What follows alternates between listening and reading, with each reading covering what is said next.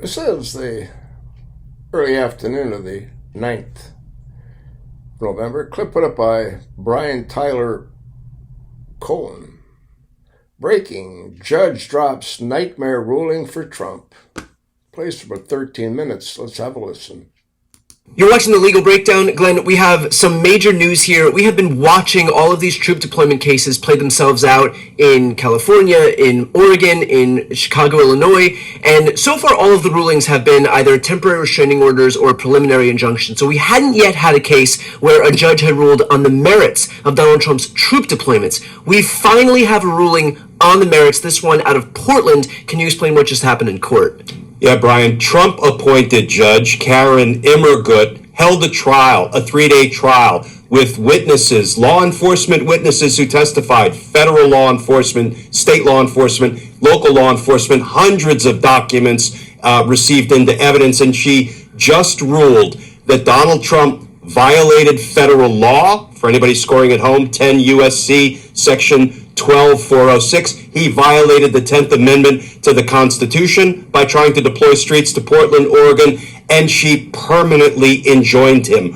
prohibited him from deploying National Guard troops to the streets of Portland or, frankly, anywhere in the state of Oregon. This is now set in stone. It's a permanent injunction, meaning it will last for the entire life of the case unless and until a higher court decides to reverse it. Yeah, so now, Brian, this is a permanent injunction, a permanent prohibition, preventing Donald Trump from deploying National Guard troops not only to the streets of Portland, but anywhere in the state of Oregon. So now this will remain in place, of course, unless and until a higher court of appeals, including the Supreme Court, decides they don't like that ruling and decides to try to reverse it.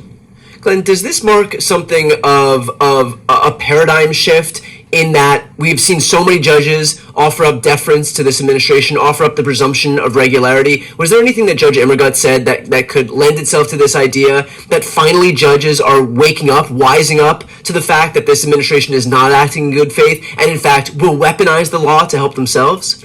Yeah, it's a great question because she not only ruled that he violated federal law and that he violated the 10th Amendment to the Constitution, which separates the states' rights from the federal government's rights, and she said he so clearly and unlawfully, unconstitutionally stepped over that line and interfered in the state's right to run its own National Guard troops. She not only ruled that it was unlawful and unconstitutional, but she really condemned it, and she highlighted the danger of this kind of conduct by a president of the United States. Let me read one short paragraph because I have to tell you, it kind of sings. Judge Immergut is completely unflinching in the face of Trump's lawlessness. She says, this court acknowledges that some citizens may support these deployments as a helpful military supplement to effectuate the president's immigration agenda, but the founders embodied their profound fear and distrust of military power in the Constitution and its amendments, which has lived on through the decades as a traditional and strong resistance of Americans to any military intrusion into civilian affairs. In the Supreme Court's words, even slight encroachments create new boundaries from which legions of power can seek new territory to capture. That is pretty strong language when she is suggesting that, if we ignore the separation of powers between the federal government and the states' rights, there may be new territory that is captured by inference by Donald Trump and his lawlessness. She says this principle has been foundational to the safeguarding of our fundamental liberties under the Constitution. So, it just shows that the federal judges, Brian, including Trump-appointed judges, are unflinching in the face of Trump's lawlessness and unconstitutionality.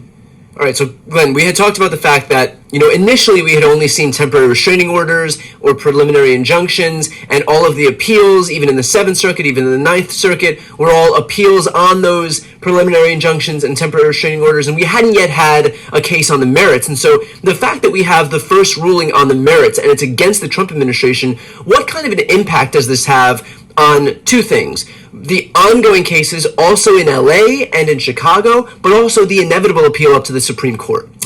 I don't want to overstate the sort of atmospheric precedent that this might set for other jurisdictions where Trump tries to pull the same unconstitutional bullshit. And the reason I say I don't want to be too, broad in applying this elsewhere is because Judge Immergut makes clear that in the trial, what she was dealing with was there was like one block where there was an ICE facility, and back in June there were some incidents of violence, but really since then it's been relatively violence free. She even said some of the information suggests that there are still some dust ups around that building in that one block area, but she said the dust ups are between often protesters and counter protesters, and they're easily handled by kind of regular civilian law enforcement forces. So, it's an important pronouncement, and I love some of the language she used about the danger of not addressing a violation of the state's rights by the federal government. However, it really is largely bound to the facts as they were established in the trial that she conducted. So, there's a little bit of something there for everybody. The people who would like to say, listen, this should kind of settle it nationwide. Well, yes and no, because it's really ultimately only settling the circumstances that she found pursuant to the litigation that she conducted on this issue. Is there any indication from the Trump team yet whether they're going to appeal? Not that I've heard yet. This is a brand new ruling that just came down from Judge Immergut. But when has the Trump administration not appealed something that has gone against them? Well, the reason I ask that, though, there may be some concern, recognizing that the Seventh Circuit is not necessarily this is not the 11th Circuit. It's not some big conservative bastion. And so is there some concern that if they do appeal a ruling where they lost on the merits, it's not precedent because it's the trial court, but once it gets into the appeals court level, then it does become precedent. And so could that be any concern or any reason for the Trump administration maybe to reconsider immediately running up to the appeals court? Yeah, Brian, there's so many moving pieces in multiple jurisdictions. Our viewers will probably recall that there was litigation over Trump's attempted deployment of National Guard troops to Chicago. Now that is on hold, and that's still kind of kicking around in the Seventh Circuit Court of Appeals, but Donald Trump is trying to bubble that one up to the Supreme Court. Out in the Ninth Circuit, which includes both Oregon and California, there is some litigation kicking around. But here's what I can almost promise, not that I'm happy about it. I think all of these matters are going to be consolidated. They're all going to be taken up by the Supreme Court, and the Supreme Court will want to announce sort of one principle, one interpretation of the law and the Constitution when it comes to Trump's ability, his authority to federalize and deploy National Guard troops, and then they will return it to the various states and the lower federal courts to implement whatever it is the Supreme Court comes up with. If I had to bet my one buck, which is my betting limit, it will probably involve an expansion of presidential power. I'm just going to take a flyer that that's what the Supreme Court might do again. But ultimately, all of this, I'm not going to say is for naught, but it's all going to make its way up and be consolidated and decided by the Supreme Court. And that was going to be my next question here. To what extent do you think that this Supreme Court is even going to care about any precedent, whether it's a precedent from a trial court or even precedent from appeals courts? Well, they have shown really extreme disrespect for federal trial court judges and federal courts of appeals when they put out 100, 160 in some instances, page opinions that meticulously detail all of the precedent involved, including Supreme Court precedent. And, the radical right-wing majority of the Supreme Court seems forever determined to throw it all out without saying why in these shadow docket decisions and expand presidential power. Listen, if they found presidential immunity in the Constitution, even though the express terms of the Constitution in a couple of ways disallow for presidential immunity, why do we think they would do anything but expand presidential power in the military arena when they have already said, listen, that's one of the core constitutional functions of a president that nobody can touch. So, I'm not wildly optimistic that we're going to get a good sort of democracy-saving opinion out of the Supreme Court on this one. To that end, what kind of an impact does this ruling by Judge Immergut have for you? Does the fact that we did see a trial court rule on the merits against Trump's completely baseless troop deployment, because remember, there is no foreign invasion, there is no insurrection, and there is no failure of the local government to effectuate its laws, and so none of the planks that would have facilitated the deployment of troops domestically were met, and this judge recognized that and ruled accordingly. So does that hold any weight for you, at least as you think about the judiciary kind of holding itself up as a bulwark against Trump? Generally, the way I look at it is pressure bursts pipes, and I think there is a certain pressure generated by federal trial court judges, particularly ones appointed by Trump, and there are a number of judges appointed by President Ronald Reagan, George H.W. Bush, George W. Bush, who have pretty consistently and vocally ruled against Donald Trump's lawlessness, unconstitutionality, and general abuse of power.